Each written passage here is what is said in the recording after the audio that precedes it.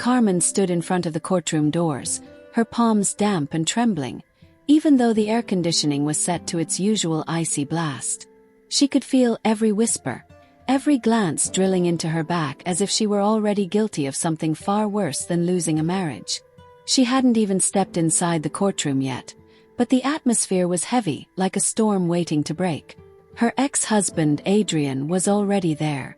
She could see him through the glass panel of the door, sitting casually with his lawyer, legs crossed, looking as if this whole process was a mere inconvenience.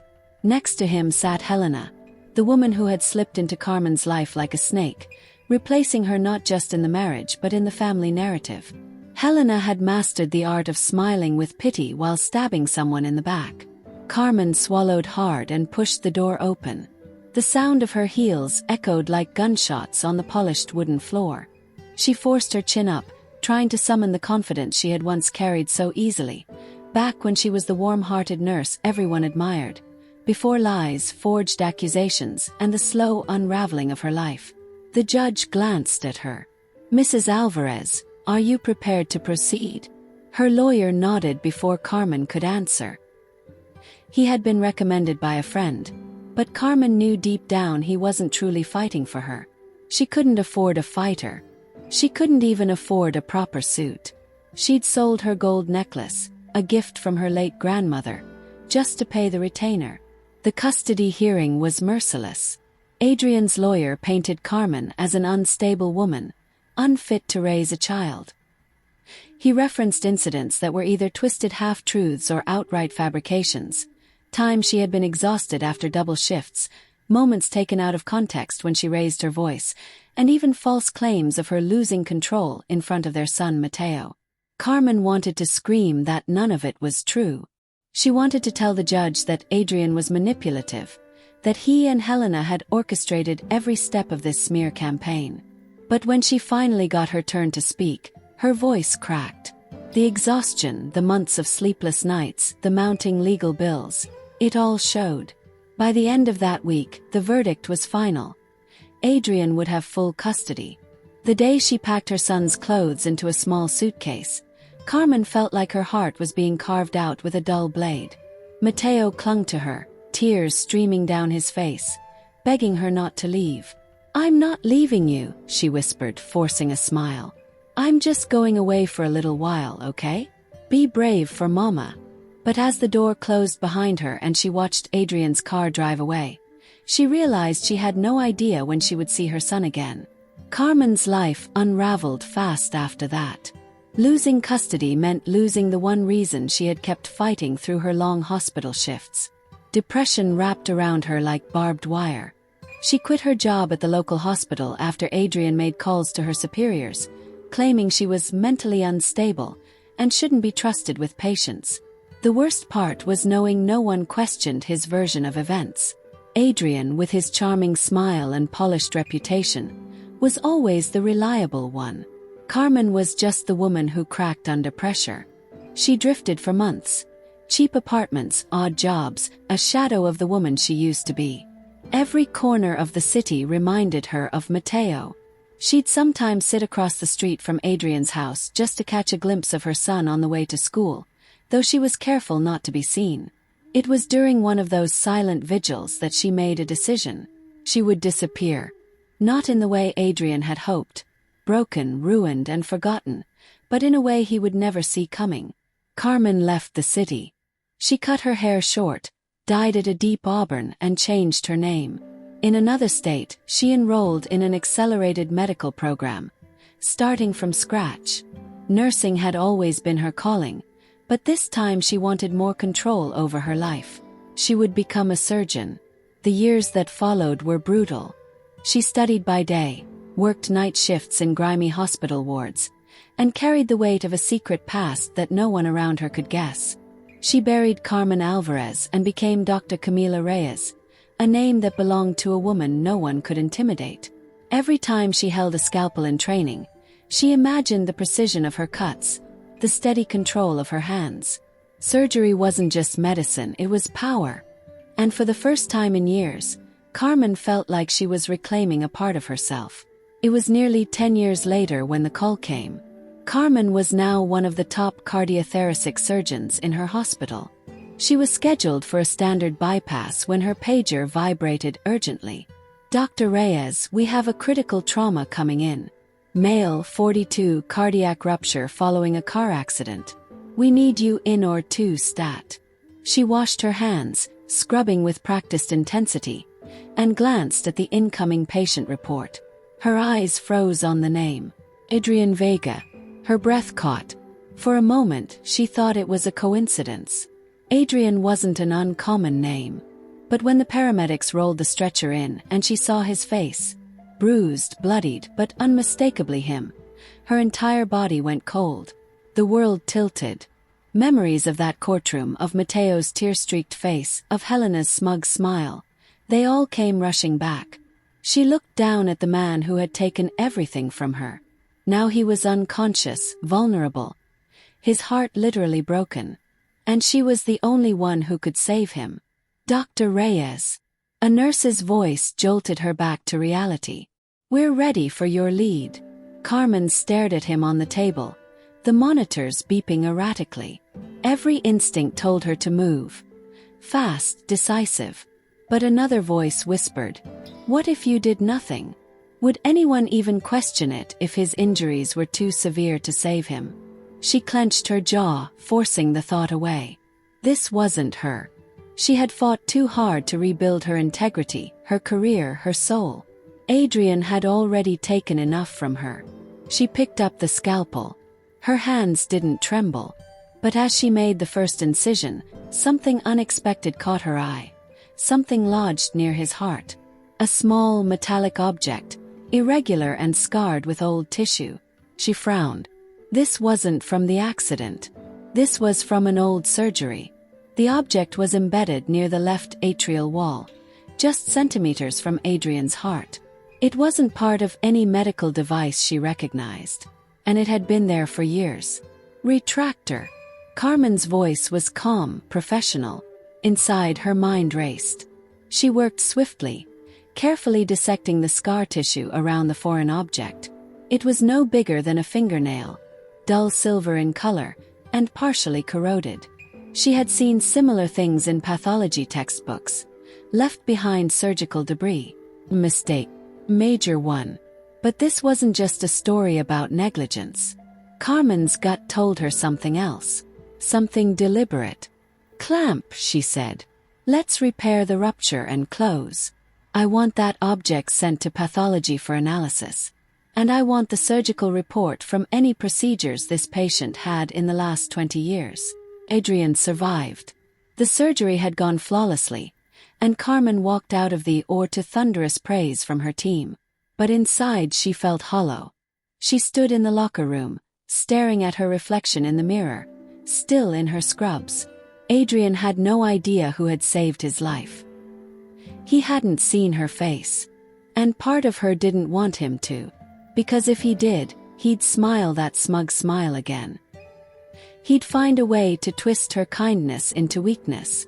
But more than that, she wanted answers.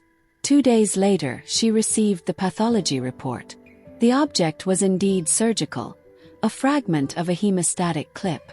Judging by the oxidation and scar formation, it had been in Adrian's body for over 10 years. She opened his records. 5 years ago, Adrian had undergone a minor heart ablation procedure, performed by none other than Dr. Lionel Graves, the same surgeon who had testified during the custody trial that Carmen had a pattern of emotional instability. A man Adrian claimed was a close family friend. It all clicked. The surgery had been covered up. The clip had been left behind. And when Adrian started feeling chest pains, instead of suing for malpractice, which would have meant publicly admitting the mistake, he quietly kept it hidden, because a lawsuit would have implicated his friend. And Graves. He'd protected his own career by helping Adrian destroy Carmen's credibility during the custody trial. The knock on Carmen's office door came just before dusk. She had just finished charting when the assistant popped her head in. "There's someone here asking about the Vega case. She's not a relative on file, but she says it's urgent." Carmen stood slowly. "What's her name?" "Helena." Helena Hart. The name chilled her blood. Carmen walked out to the hallway and saw her. Helena looked older now. Still beautiful but sharper, more brittle. Dressed in expensive clothing and a haunted expression. "You're Dr. Reyes?" she asked uncertainly. Carmen nodded, saying nothing. "I was told you performed Adrian's surgery. I need to thank you. And ask." Her voice cracked. "Is he going to live?"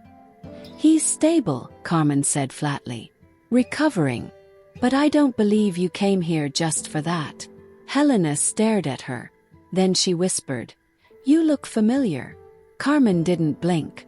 "I've worked at hospitals across the country." Faces blur. Helena hesitated.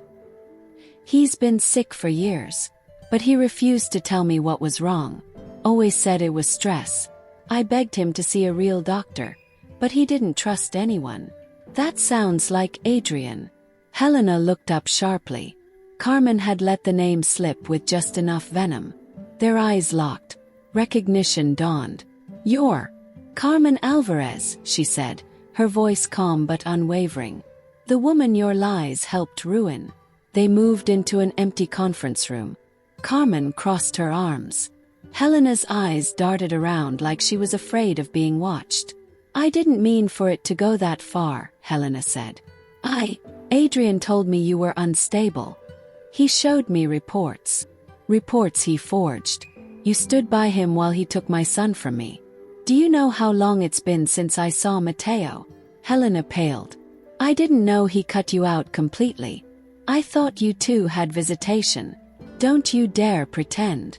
Helena dropped into a chair. "I didn't know about the clip either. Or that Lionel Graves had operated on him. Adrian never told me. I only found out when I read your surgical report. He kept everything a secret." Carmen leaned in.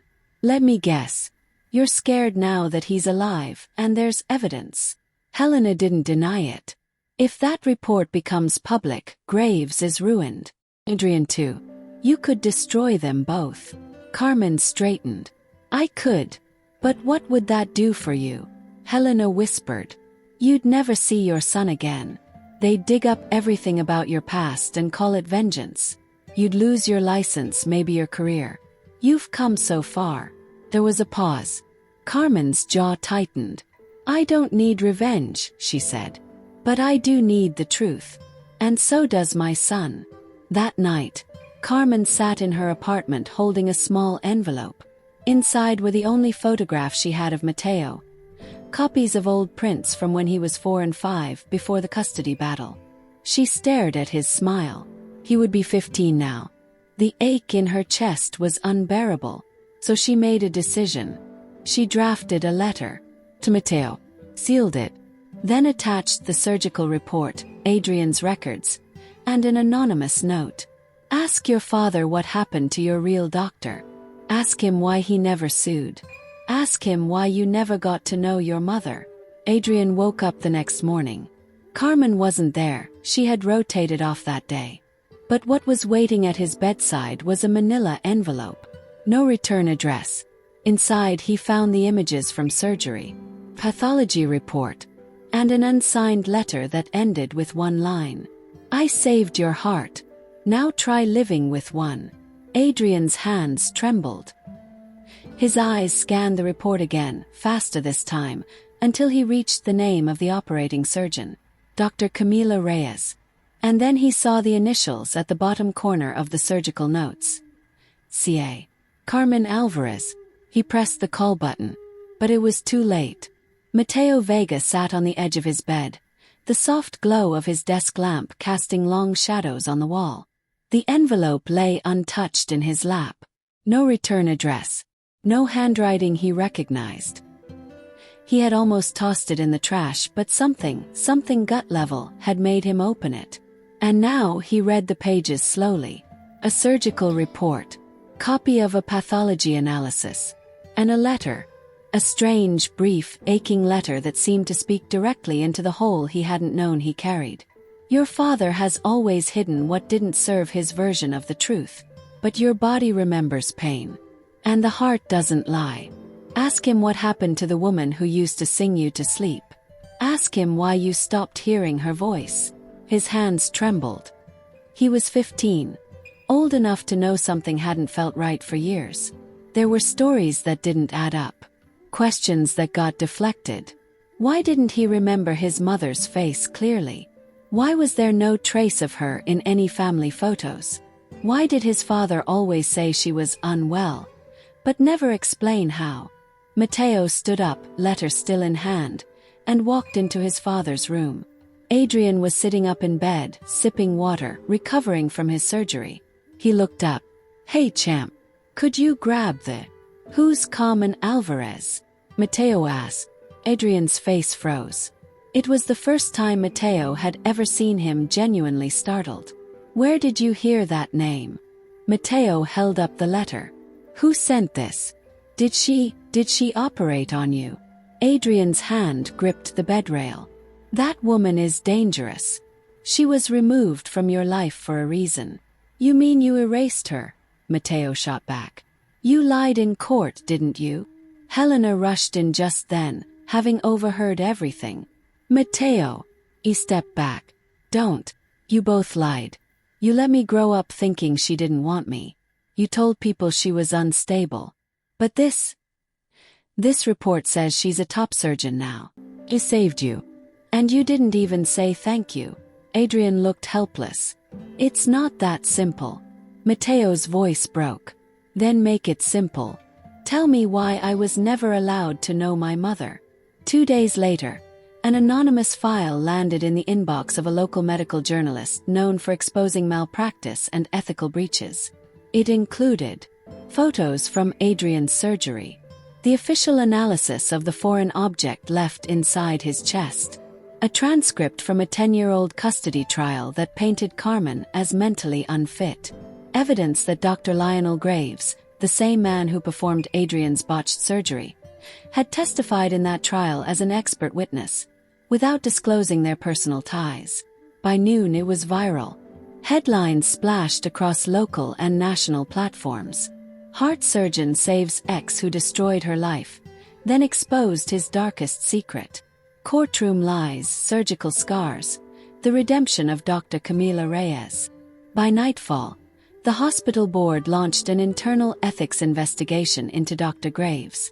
Adrian Vega's name was trending, but not for reasons he wanted. A scandal this big couldn't be silenced, not even by the best PR team. Carmen sat in her apartment, watching the news play out. She hadn't intended for this much exposure. But once the truth began to unravel, there was no stopping it. Her hospital requested a meeting. Not to scold her, but to offer protection, support, and ask if she would be willing to tell her story. Carmen declined. She didn't want to become a spectacle. She didn't want to be known as the ex-wife who saved the man who ruined her. She wanted to be known as a mother. It was a Sunday morning when she received the message. A short email sent from a public account. No signature, just an address and a time. She almost didn't go. But when she arrived, she saw him, too. He sat on a bench near a small duck pond, a backpack at his feet, hoodie pulled up. Taller now, his features sharp and unmistakable. Carmen approached slowly, heart pounding. "Matteo," she whispered. He turned. His eyes met hers. They were the same, those soft, alert, questioning eyes, and they filled with tears immediately. "You remember me?" she asked, barely able to breathe. He nodded. "Not everything, but I remember your voice." Carmen sat beside him, overwhelmed. "I never stopped thinking about you. Not one day." "I believe you," he said quietly. "I've been lied to enough to know what truth feels like now." He pulled something from his backpack, the old photo she'd mailed once, years ago, and signed. He'd kept it. "I want to know you," he said. Carmen couldn't hold back the tears anymore. "You already do. You always did." Later that week, Adrian was served a formal court order. Matteo had filed for emancipation, backed by newly discovered evidence of parental alienation and court fraud. He wanted the right to reconnect with Carmen on his terms. Helena, cornered by media scrutiny, left the city. Dr. Graves resigned amid a pending medical license suspension. And Adrian? He sat alone, the press swarming his front gate. His reputation in ruins, while the woman he tried to erase was living a life he could no longer touch. But Carmen didn't celebrate. She just went back to work, back to her patients, back to her purpose. Until one afternoon, a new intern approached her in the surgical prep room. "Dr. Reyes," he said nervously, "I'm your assigned assistant for this rotation." She turned and smiled. 'Cause it was Mateo, wearing scrubs, ready to learn, his hands steady, his voice calm, and his heart finally whole. Dear viewers, thank you for watching. If you like this story, please subscribe to our channel to receive more stories every day. Share with us what you think of this story and tell us where you're watching from.